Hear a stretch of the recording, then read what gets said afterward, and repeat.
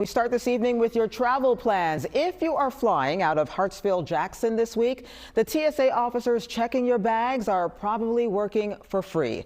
Hundreds of airport security workers are showing up without a paycheck, with many still recovering from the previous two shutdowns. Federal rules actually ban these agents from complaining to the media, but tonight some are breaking their silence. Brian Unger is live at Hartsfield-Jackson with their stories. Brian, good evening to you, and their stories are quite compelling. They are very compelling, Sharon. Good evening. A former TSA officer who writes a newsletter called Gate Access. He covers the entire agency. He's getting a lot of national attention today because he spoke to more than a dozen active duty TSA officers who describe, in his words, a federal crisis hiding in plain sight. TSA employees struggling to stay afloat after multiple shutdowns are dealing, they say, with an indifferent public more concerned about long lines at airports than the people working to ensure their safety. I was a former TSA officer, so I know what they're going through. Former TSA officer and rider Caleb Harmon Marshall spoke with 17 current TSA officers at nearly a dozen airports, all who asked for anonymity. They are feeling at a crossroads because some of these officers, this is their career. One of those officers who asked us to keep her identity private for fear of reprisal describes constant financial insecurity. Our kids, our families, houses, everything's at stake at this moment. We're literally drowning in silence and the world don't even know it. It's stress, this agent says, endures on and off the clock. It's like a lose-lose battle. I can go to work and be stressed out about what I'm receiving at work or the backlash from whether it's the passenger or leadership. And then I can come home and be stressed out about an eviction notice, a pass-through, a disconnection.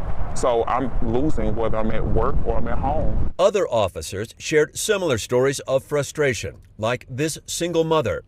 TSOs are drowning. My mental health is shot, yet still being expected to go to work every day and smile in passengers' faces like I'm not ready to just off myself.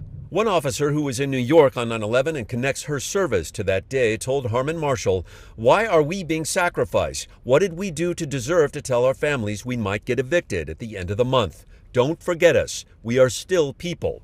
Another officer told him, when you reach out to your local resources, they say you make too much for food assistance, even though we aren't receiving paychecks. It's disheartening and disgusting.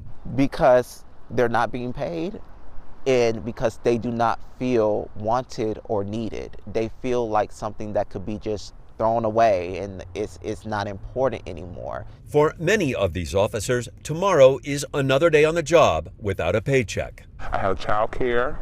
I have my children in extracurricular activity sports. I have bills, rent, utilities. I have my car. Like, I provide this living for myself and my kids, and I can't maintain it at this moment. And crazy part is I don't know when.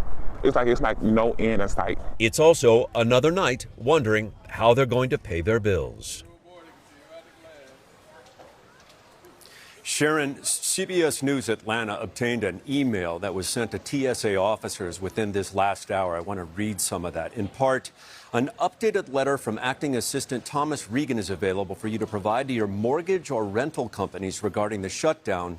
We hope this resource will assist you in communicating your situation to your creditors and your landlords. That was sent to employees.